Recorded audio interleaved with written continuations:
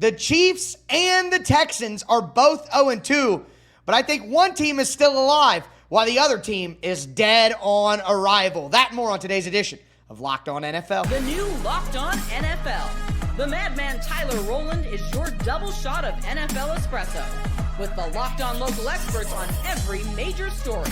Get ready, Rowland is revving up. The new Locked On NFL starts now. Locked On Podcast Network.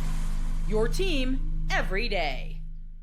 Football fans, welcome in to the Locked On NFL podcast, bringing you a double dose of the NFL's biggest stories with help from our local experts that know your favorite teams like no one else. I am your host, the madman, Tyler Rowland, joined today by Locked On NFL expert, the brain, Luke Braun. On today's episode, we're going to take a look at the 0-2 teams that we think are already done for making the playoffs. We're going to look at some 2-0 teams that we don't believe in, and we'll look at maybe the best matchup of the weekend between the Baltimore Ravens and the Detroit Lions, and which team we believe in more. Before we dive into it, I do want to thank you for making Locked On NFL your first listen and being an everydayer here with us at the Locked On Podcast Network, where it's your team every day. Today's episode is brought to you by Mazda. Like our players, we sweat every detail because when you make every move count, pulling off the unexpected is only the beginning. Stay tuned later for highlights in this week's Moving the Game Forward.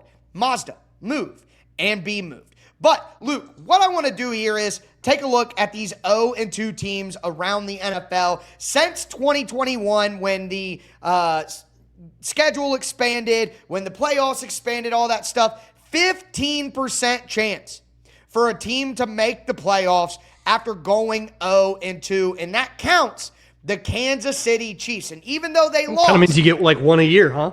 Yeah, basically you're going to get one. Even though they lost, our guys over at Locked On Chiefs still think that they have a good shot to bounce back. I am convinced there is upside coming for this team.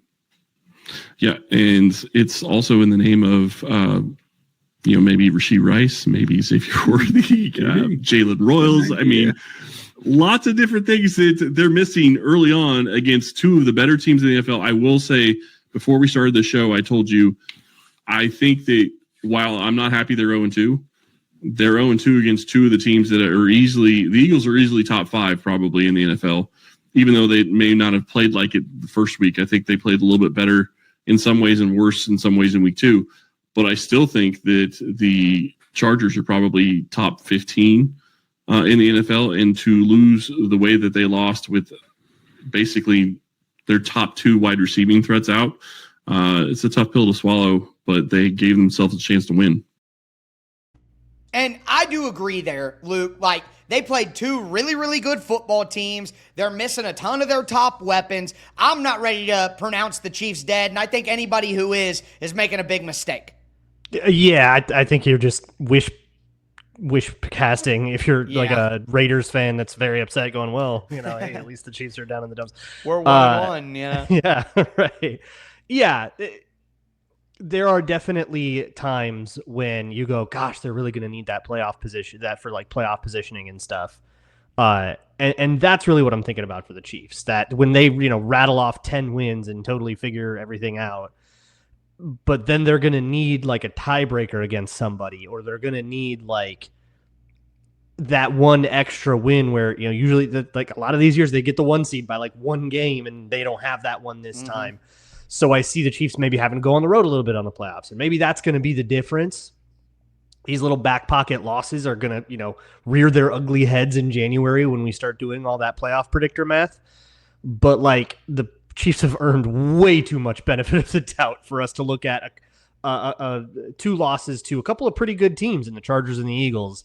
And like, I'm calling the Eagles best team in the league. Like, I don't know what it's Chris is hedging that a little bit, but that's when they struggle with like one of the sort of also rans of the NFL, or like some team that we think is going to be drafting top 15, and then they're struggling, then we'll start sounding the alarms. But they've earned too much. Let's let them figure it out. I also saw the slight shade from Chris there when he said the Chargers are like a top 15 team. I think the Chargers might be a a little bit Chargers better. are killing it. Yeah. They're 2-0. top 15. They're a top 5 team right now and much better than Kansas City. But you're right. I mean, it's been at different levels, but people have proclaimed the Chiefs dead or, oh, they're not going to the Super Bowl this year or whatever, the last 2 seasons. And then they ended up in the Super Bowl both years. I think the Chiefs will find a way to be fine. But I will say this, Luke. They play the Giants this week. If they lose to the Giants, we can sound the Then alarm we're good bells. at saying what's up. Yep. Right. But after that, I mean, you know, they play the Giants, then they have to play the Ravens, then the Jags, but then they play the Lions, then the Raiders, but then they play the Commanders. Like, it's not a walkover schedule here, but I think out of those 6 games we just mentioned, I think Kansas City is winning 4 of them at minimum, and then they would end up 4-4 at the end of an 8-game stretch. So I'm not overly concerned, but the Texans are a team I'm concerned with, and I am willing to say the Texans will not make the playoffs. And maybe it's confirmation bias, it's what I want, maybe I'm wish casting, but I didn't have the Texans making the playoffs before the season because I thought their offensive line and their new offensive coordinator, Nick Caley, I did not trust them. I thought they got worse on the offensive line. I had no faith that Caley, who's never called plays before in the NFL, I had no faith that he would be an upgrade on Bobby Slowick, who they ran out of town a year after him getting head coaching interviews. And some of the problems that I expected are showing up. And that's what the Texans look like out there. I don't think that the Texans are going to come back from this and make the playoffs. And whether I'm right or wrong, we'll see. But I think the Chiefs and the Texans are in totally different places. Yeah, I'm looking at their divisions too. Like, if we still see the Chiefs being in the, conversation for the AFC West at the end of the year, which I think we all do, but right now they're 2 games behind, and the best they can do against the Chargers is split the series now. That does matter. That does. With the Texans, no division losses. Say again? No division losses. Right. So there's that path, but they've got bigger problems, right? We do not trust them necessarily to just figure it out, but there is a lot of talent there. I don't know. There's 15 games left. Go on a 2-game winning streak and suddenly you're 500. You're out of this conversation. But yeah, I think there is something concerning about CJ Stroud and the Texans offense in general. 100%. And one thing for me is yes, the Texans' defensive line is awesome. No doubt about that. But the Buccaneers had their JV offensive line out there. They moved their starting center, Graham Barton, to left tackle. They don't have Tristan Wirfs. They have a practice squad call-up and Michael Jordan starting on the offensive line. The Texans' defensive line is great, but it wasn't enough to beat the Bucs at home against a JV Buccaneers offensive line. And if your defensive line can't dominate enough to win you the game in that matchup, and honestly, the Texans shouldn't even have been close if not for the block punt and then the big return that happened late in the game. It would not have been a close game, and the Bucs wouldn't have had to come back and make that happen. So I think things in Houston are more concerning. Now, I will say they play the Jags this week, and they play the Titans the week after that. You're right. Rattle off those 2 division wins. You're 2-2. You get 2 division wins, and the Texans will be in a totally different place. But I do want to hit some of these other teams. Go ahead. Their path to the playoffs is, and I know we're about to talk about the Colts. You need the Colts to fall apart and for this 2-0 to be a mirage. You need the Jaguars to continue to be insanely mid. Titans don't exist. There's still a path. You got to rattle off 9 wins. You could be the 4th seed. Yeah, I think 9 wins will win the AFC South. That was my projection all along. I just thought it would be Jacksonville and not Houston. But obviously, not a great start for the Texans. But some other teams here that are 0-2, I think we can go pretty quickly. The Browns. That's a dead, not alive. Yeah, we don't need to pay attention to the Browns. And I think the Browns would prefer that we not look at everything that they're up to. I agree. The Dolphins, I feel the same. There's a better chance that Mike McDaniel is fired before the Dolphins make a playoff run. I don't think Mike McDaniel makes it to Halloween. Next. Panthers lost both of their interior starting offensive linemen, or 2 of the 3, out for the season. Dead on arrival for me. They're my favorite spoiler team for late December, where they're going to stick a really dumb upset loss on a team that really needs one. But they'll be, 3-8 going into that. Saints, no. Yeah, that's a no. Good luck with your Spencer Rattler chapter. Don't worry, we'll all work together to forget it, which the Saints are very good at asking us to do. So that leaves 3 teams, and I'll just say all 3 at once, and you tell me if you think any of them make it. Jets, Giants, and Bears. The Jets are the only one that have like shown me life. I feel like the Giants, that game against the Cowboys was very fun. I don't think the Cowboys are very good either, and you're in the fight of your life with them. I just don't really see them finding a stride. I don't think the Bears have figured it out yet. The Jets maybe, but boy, you kind of needed to not no-show at home against the Bills. So I'm going to go all 3 no's. Right, and now Justin Fields is out with a concussion potentially. It's not looking good. The Bears would be the team out of those 3 where I like, if one of those 3 teams got it back on track and found a way. I just think the Bears have good talent. The Giants have good talent, but they just lost their best defender, man. Jalen Johnson's out for the year. Out for the year. And the Lions hung 50 on that defense. You got to figure out offense way quicker than that if the defense is going to be doing that whenever they see an actually functional team.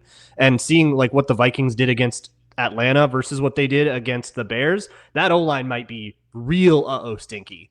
I think the Bears have some pretty existential problems. I don't think it's there yet. Well, you're not wrong, but I'm choosing between gun, knife, and bow and arrow. It's all death at the end of the day. But yeah. With that being said, we got to talk about some good teams. We're going to look at the 2-0 teams and talk about which ones we maybe don't believe in. And yeah, spoiler alert, I'm not buying the Colts still. Do want to let you guys know that today's episode is brought to you by Mazda, moving the game forward. For those who believe it's not just about playing the game, it's about redefining it. There are moments that do more than put points on the board. They move crowds, they move culture, and they keep the game moving forward. And this week's moment that moved the game forward is Baker Mayfield's big-time comeback drive on Monday Night Football. My MVP pick has 2 game-winning drives. The Buccaneers moved to 2-0, and it doesn't matter what happens in the game. When the game is on the line, Baker Mayfield is going to step up and find a way to get it done. When you follow what moves you, the unexpected is only the beginning. And just like there's more to every highlight, there's more to a Mazda vehicle. It's Mazda. Move and be moved. Today's episode is also brought to you by Game Time. The NFL season is back, and honestly, there's no better feeling than being in the stadium surrounded by fans cheering on your team. But let's be honest, getting tickets can be a hassle between the queues, login screens, and prices jumping at checkout.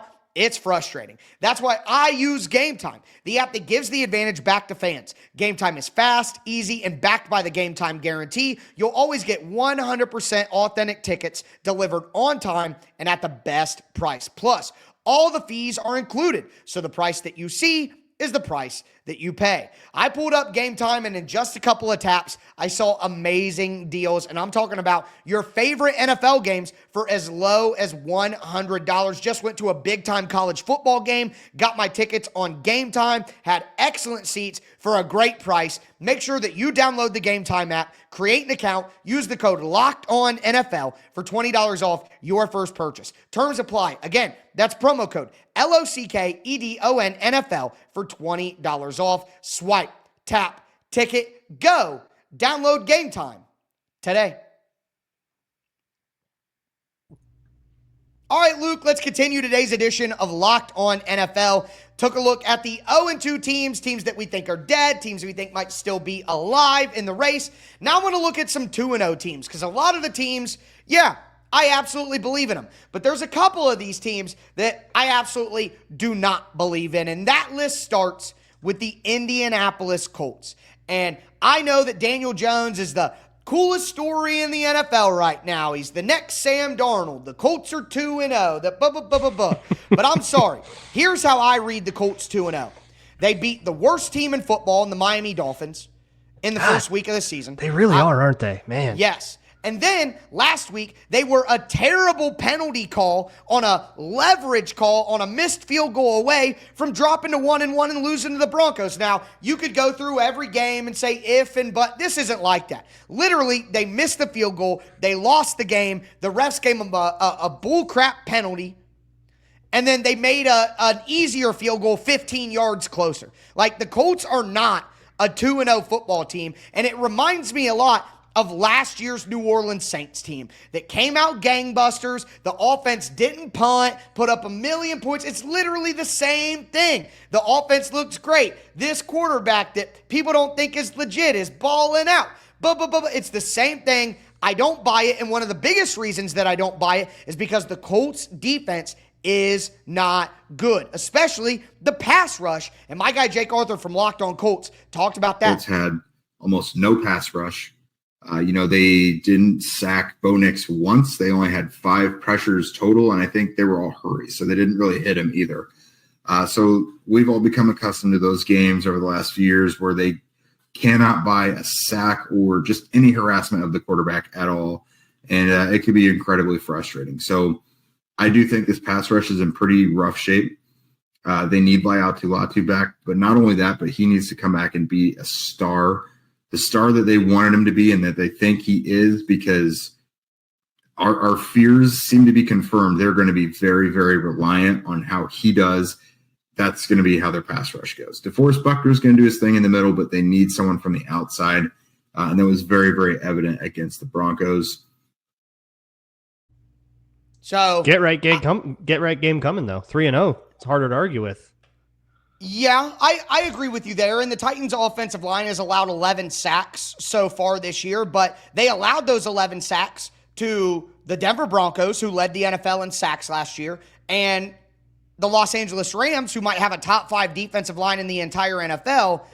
The Colts aren't that. So I think while the Titans' offensive line hasn't been very good, and anybody, who's watching this show or listening thinking I'm being a Titans homer, you don't listen to my Titans content, because people who listen, they know I am the opposite of a Titans homer. There are many Titans fans that constantly mad at you. Yes, exactly, because I am honest about this stuff. So I'm going to be honest and say the Titans' offensive line may not be good, but this Colts pass rush is not the same as the pass rush that have given the Titans fits in the first 2 weeks. And if you don't have a good pass rush, I'm sorry, I don't believe in you. That's just the reality. That's why last night I showed hesitancy with the Chargers. They can't run the football with consistency, and they can't rush the quarterback with consistency. So I don't know that I believe in the Chargers when it's time to play real football games in the winter. But like the Colts, they're not going to not punt forever. Love the double negative there.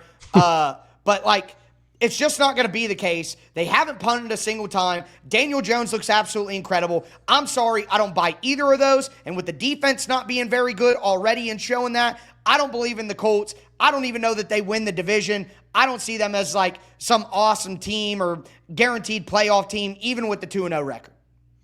The Colts have done enough to catch my eye.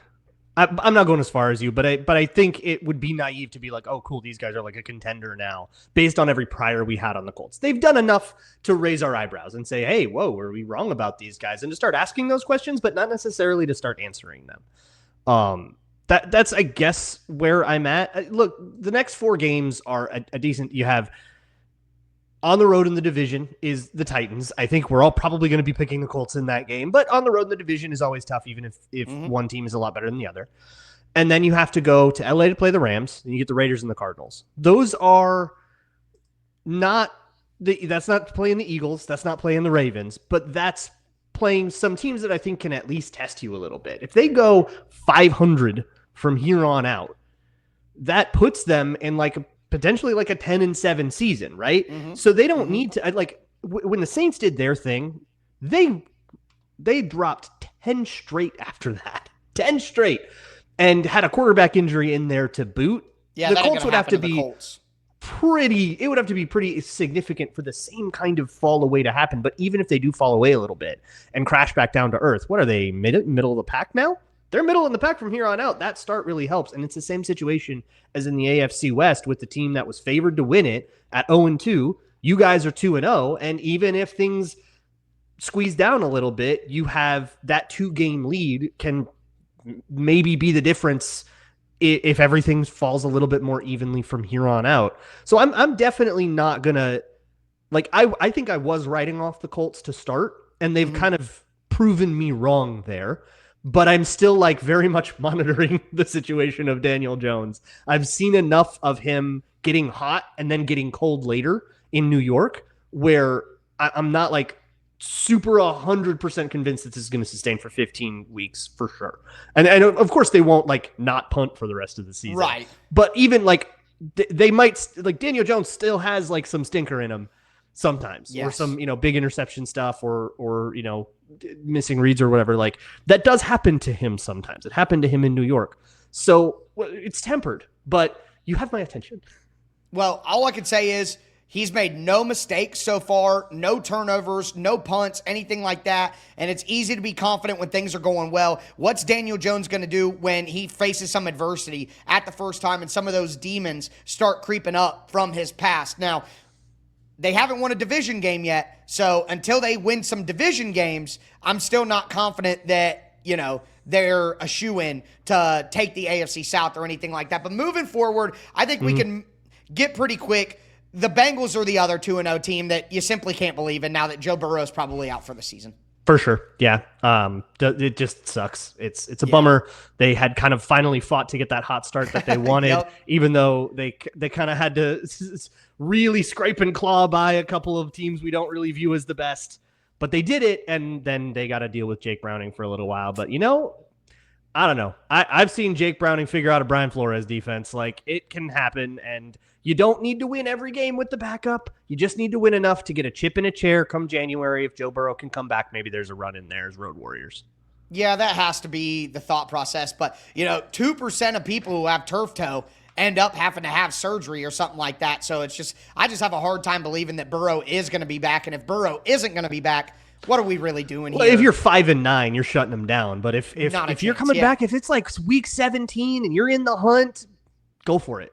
Yeah, I guess that is possible. Now, moving through some of these other teams, the 49ers and the Cardinals. I don't buy the 49ers.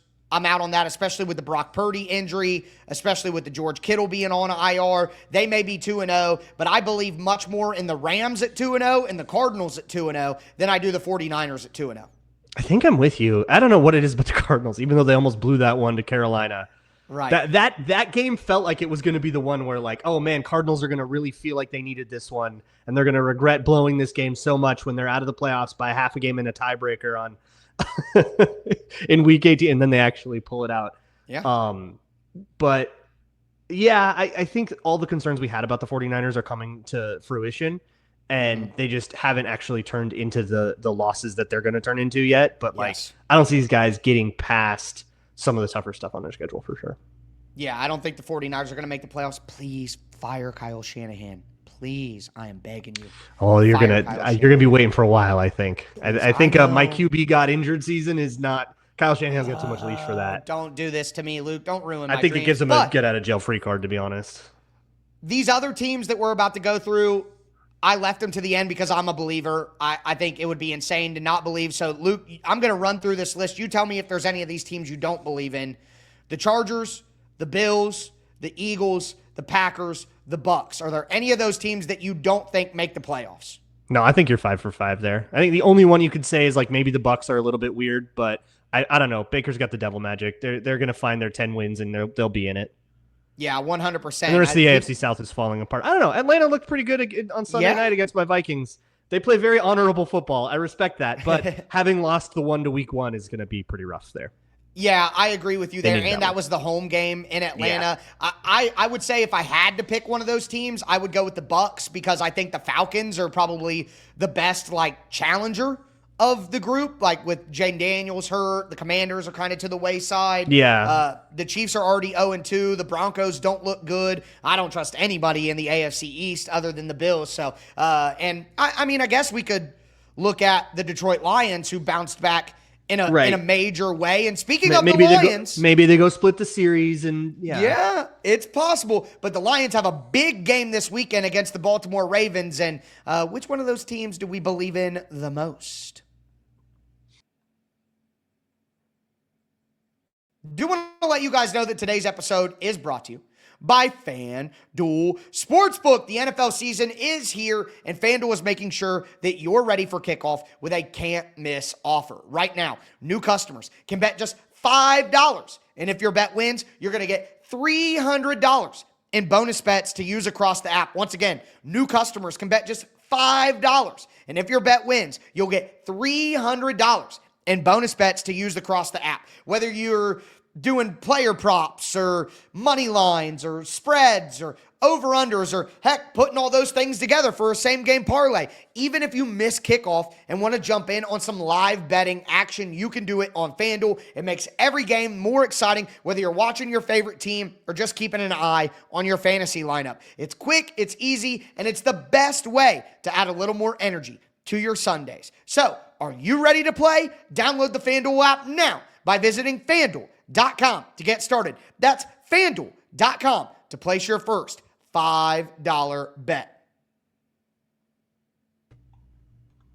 All right, Luke, let's cap off today's edition of the Locked On NFL podcast. We talked about the 0-2 teams that we think might be dead already. We talked about the 2-0 teams that we don't necessarily believe in. Now I want to talk about two teams that are 1-1, but two teams that I think still have a great chance to win the Super Bowl. We have the Baltimore Ravens and the Detroit Lions facing off on Monday Night Football, and the Ravens are coming off an absolute smashing of the Cleveland Browns, and my guy Kevin Allstriker talked about the win. What a win for the Baltimore Ravens in week number 2. I'm Kevin Allstriker, the host of Locked On Ravens. The Ravens demolished the Browns in week number 2 by the final score of 41-17. This was a dominant win for Baltimore in more ways than one. Now, the offense certainly started off slow, and then they ended up turning it up a little bit, but this was on the defense and special teams. That's where the story was in this game today. Roquan Smith bounces back in a massive way. You have Nate Wiggins with a great interception on Joe Flacco. Tavius Robinson, he forces a fumble on Joe Flacco that Roquan Smith takes for a touchdown. This is the type of game the Ravens needed with a really big, tough test in that Detroit Lions team coming to town in week number 3. And those AFC North games, they can get pretty wild, pretty crazy, and that certainly was what happened in this game against Cleveland. But despite the offense being shaky for most of the contest, the team put up 41 points. You feel really, really good about that. They moved to 1-1. And, of course, get the sour taste out of their mouth from that Week 1 loss to the Bills. So for more on the Ravens and their Week 2 win, be sure to check out the Locked On Ravens podcast and subscribe on YouTube, part of the Locked On Podcast Network. Look, the Ravens are cooking right now. Their offense is great. I mean, 40 points, 41 points. They're absolutely on fire, but the Lions bested them and got a 50-pointer on the board after kind of a sluggish open against the Green Bay Packers. I want to look at these two teams because, again, they're both 1-1. But if you had to pick one that you think might be able to win the Super Bowl this year, which team are you betting on more? For me, it's the Ravens. And it's just like that game, that Browns game, felt like one of those where all the little things you're concerned about when you play the Browns happened, and you still just clobbered them. You get a Myles Garrett monster class. You get Derrick Henry held to 23 yards. Yeah. And yet you still manage to make that thing completely no drama to the end. And it's kind of that question you have when you have like a Lamar Jackson and a Derrick Henry, or like a Saquon Barkley and a Jalen Hurts, right? Which is, okay, when one of them gets taken away, can the other guy show up and take over the game?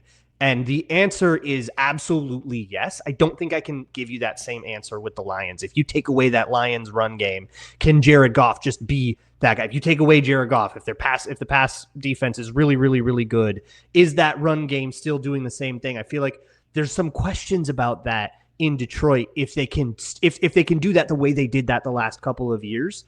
They're not questions I super believe in, but the Ravens have sure as heck answered it with an exclamation point, so I got to go with Baltimore. All right, listen, I think that's absolutely fair, but I think that the AFC might be more difficult to get through than the NFC. Like, do we trust Buffalo more than Green Bay? I do. Compare Kansas City to the number 3 team in the NFC outside of Detroit. I guess that would be the Rams. That would be the Bucks. You know what I mean? So I know that right now it doesn't look like that. And you have the Eagles in the NFC, which is the ultimate dog. I know. But I just think they're like, yeah, the Eagles are probably harder to get through than any team in the AFC. But the next 3 teams after that are harder in the AFC. So I am going to rock with the Lions. Kind of forgetting Green Bay, I feel like. I mean, that's, yeah, but again, do you Lions trust Green Bay or Buffalo? Road, right?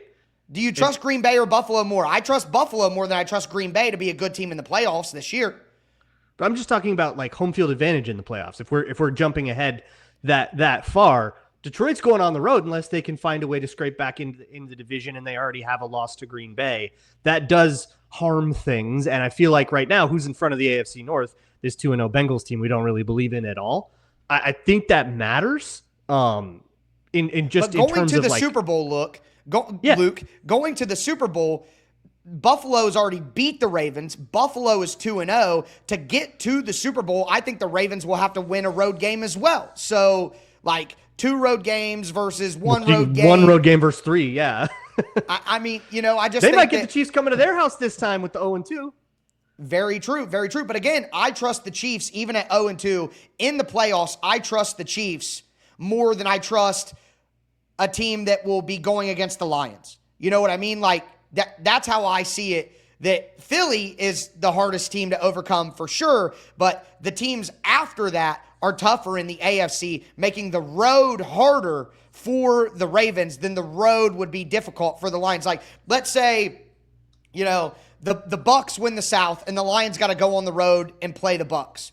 Well, let's say the Chargers win the West and the Ravens got to go on the road and play them, or even skip that, So you're on the road for the Chargers. You're on the road you play the Chiefs at home, the Chargers away, the Bills in Buffalo. I think that's a tougher road than on the road at the Buccaneers, on the road at the Packers, on the road against the Eagles. Like the totality of the road is more difficult in the AFC than it is the NFC, even if the final boss is tougher in the NFC.